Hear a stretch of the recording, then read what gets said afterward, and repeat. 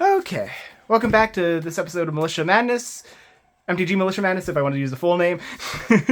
What I got for you today is my side of our monocolor completing the set week, which is my Jaded Edge. It's mono red here. Mm-hmm. So out of all the mono red options, there's a lot of aggressive stuff. Some more stuff that can go on like the Bernie, some more stuff on the discard, some later game stuff. I was looking at it, I was like, I want something aggressive that can also like be a very big threat by itself. So my coming out on 2 mana, being a 1/3 with prowess, pretty good. Mm-hmm. And then there's this nice little ability down here, 3 mana, exhaust, put a double strike counter on my, which notably that can be activated at instant speed and is very scary when attacking, even if you are only just like pretending like you have the mana to activate it, because like I got some stuff in here which I can play for very cheap. So it's like I go in with 5 mana untapped.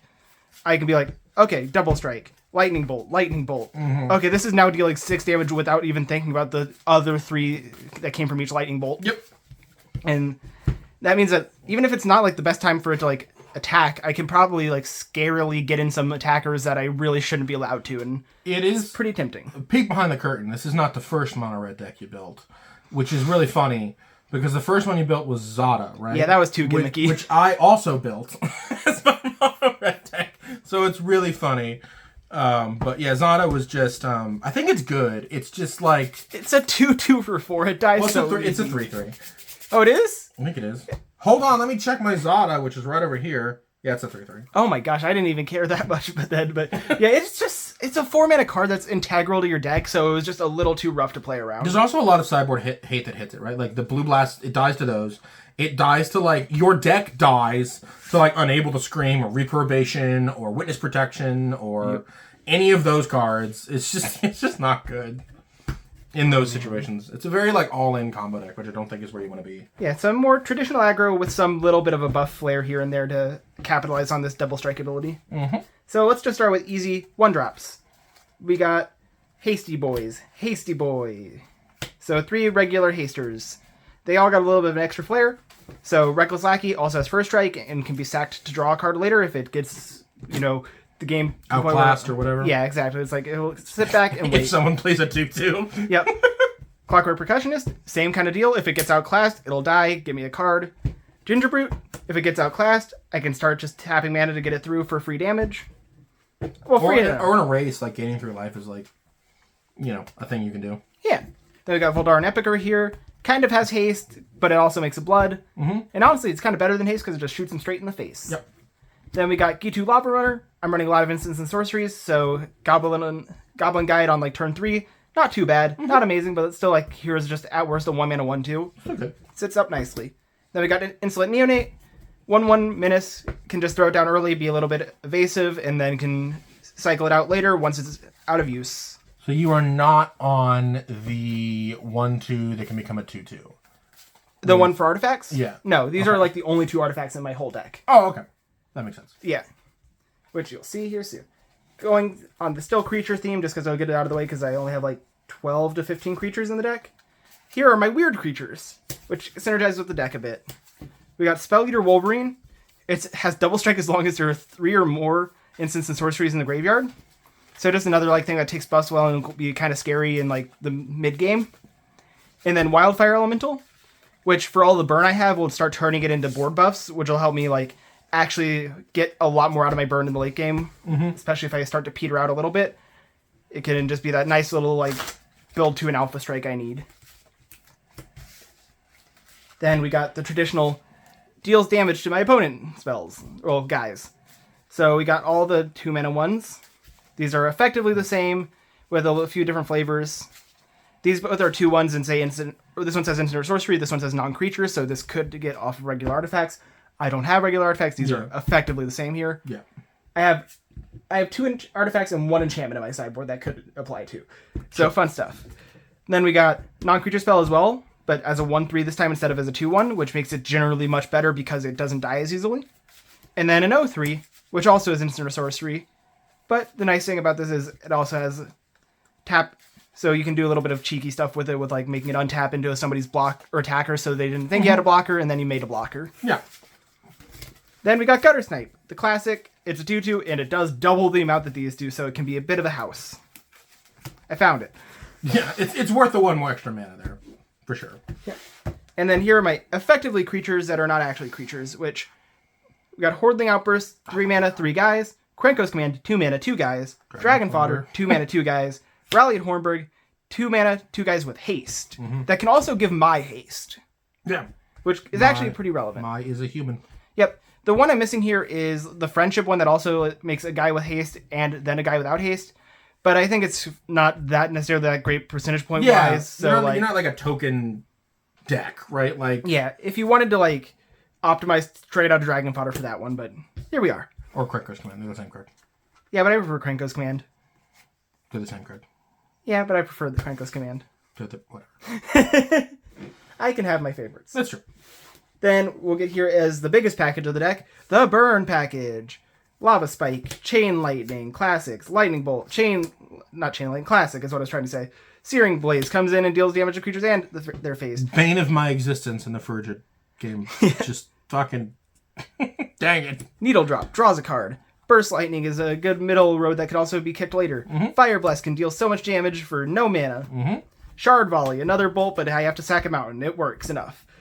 Firebolt can be cast out of the graveyard a little bit later. Lava Dart can be cast out of the graveyard for free, which is great with Prowess.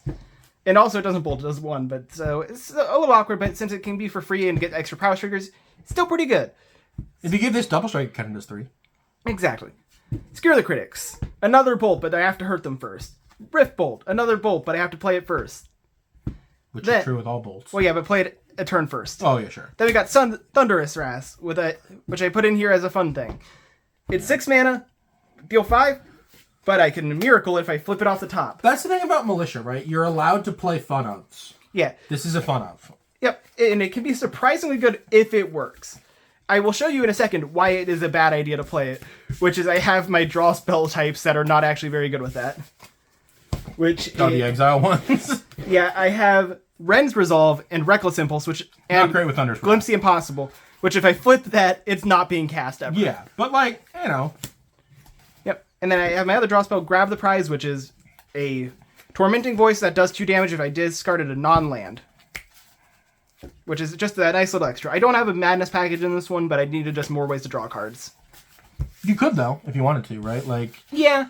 I wanted to make it a little bit more distinct from Torwalkie and play a little bit more into my strength. But it's nice that, like, even Mai has different builds you can make, right? Yeah. Which is kind of cool.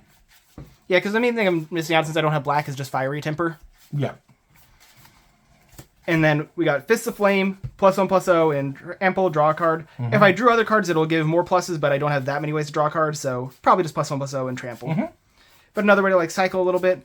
We got Kick in the Door. I actually forgot which dungeons are around, so I'll have to figure that out. But +1/+1 counter and haste is the main thing here. And then can't be blocked by walls if he has any walls. I don't think he does. The aggro deck, not really high on the walls. And then we got +3/+0 haste with flashback, which is very useful. Then turn inside out, +3/+0, and if it dies, I can manifest red. So just a nice sizable thing that also lets me trade well. So very efficient there. Dynacharge, +2/+0, and then instead if I want to pay 3, it's not active treason, just battle. Well, I can't remember the name of the card, but yeah, sure. +2 to everything, which is a common card that I was trying to remember the name of. Trumpet Blast. Yes, it's a Trumpet Blast. Then we got Titan Strength, a classic +3/+1 scry one, so it can kind of draw me out of like a bad place if I have like something bad on top. It just gives a nice amount of stats. Yep. Okay, and that's it for the main deck non-lands. Now we'll get to the lands in the Anger Hunter portion. So to start out easily, Smoldering Crater and Dwarven Mine. I would also put in probably the other 2 cycle lands. Forgotten Cave, and I don't remember the other one. Yeah. Desert of the whatever. Yeah, like maybe the desert is going a little too far. I would definitely be playing at least 2, but I could not find the one that cycled for just a red, which is the one that you definitely want to run. Yeah, Forgotten Cave. Yep. And then I got bunch of mountains. Onslaught Mountains, Onslaught Mountains, Onslaught Mountain, Onslaught Mountain, Onslaught Mountain. So hey, 4 and 4 of matching. And then we got a full art, a different full art, a different full art, a different full art, a different full art, a different full art, a different full art. 2 of the same full art. So 17 mountains. Yeah, 5, 9, and then 8. Yeah, 17. For a total of 19 lands. But yeah, I love the Anger Hunter portion because I had a set of mountains for other decks, and then I needed a monocolor deck, so I needed to double it, and I was like, oh, dang. Yeah. This is fine, by the way. I'm not going to say you can't play Militia if you don't. It's tough with monocolored decks, right? It's tough to have that many matching basics on hand. I get it. Yeah. So you have a cube, so you definitely do. But whatever. Well, yeah, but then I'd have to pilfer from my cube, and I don't want to do that. That's true. Okay, and then we're going to get on to my sideboard. Let's start with the easy thing. I'm in red. Pyro Red Ellie. Not playable in this week. Yep. But their heroes are part of the sideboard. Yeah. Then another easy set up that will probably come in this week, Tectonic Hazard and the Festivities Electrickery. Mm-hmm. Kills all those Soul Sisters very well. Yep. Well, not all of them. Okay, there are the 3 that have 2 health. Yes. But still pretty good. Then we got Flaring Pain, which is anti-control and Turbo Fog stuff for damage preventing. Hypothetically could be used this week because he does have Prismatic Strands, but probably not worth it for just that. Then we got anti-control stuff, so Curse of the Pierced Heart, just slowly eke away at them, and Crimson Fleet Commodore gives me the value against control decks because I will have more creatures in them. Monarch package. Shockingly good. Yeah, well, it's not a package if it's only 1 creature here. That's true. But then we got my anti-artifact that is also just half other removal except for Smash the Smithereens. Got Cast into Fire, which can deal 1 to 2 things or exile an artifact. Abrade, deal 3 or exile or destroy an artifact. And then Smash the Smithereens, which actually gets damage to my opponent's face, which is very nice. Yeah, this is a good point to talk about sideboard cards that that aren't white. You have so little options, right? Like, at some point, you're like, well, a Braid's okay, you know? Well, yeah, I was just like, okay, a 3rd anti-artifact card, it works well. Yeah. Like, then I got my 2 anti-graveyards, Tormod's Crypt, Relic of Progenitus. Yeah, you don't care about your graveyard at all, right? Not at all. Like, I have 3 cards as flashback, I think. So that's about it for that.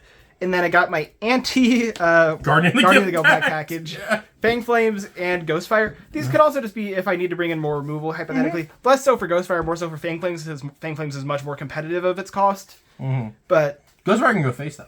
Yeah, it's like, I'm playing mono red and like, even besides Guardian of the Go Pact, a lot of people do play red cards in their sideboard. Like, Mask of Law and Grace, I want to say, is the other card, which is pro black and red. And then there's another like black and red creature that season came out of play. So I was like, if I run into any of those pro red I don't know why I can't say pro right today, but if I run into any of those protection creatures, I needed something that was not red to deal damage. Yeah, and your options are very limited. Yep. Those exactly. Yep. And as we saw on Hunter's sideboard, he is running a second card that these will hit. So hey, Crimson Acolyte. Yep. Very good. And that's it for my sideboard. Fairly like straightforward. Like, you could see where I had to stretch a little bit because Ghostfire and Curse of the Pierced Heart were not initially in my list, but I was sitting at 13. I was like, okay, I'll add to these 2 packages, call it a day, and we're good. And yeah, so that's my deck tech for Mono Red Mai.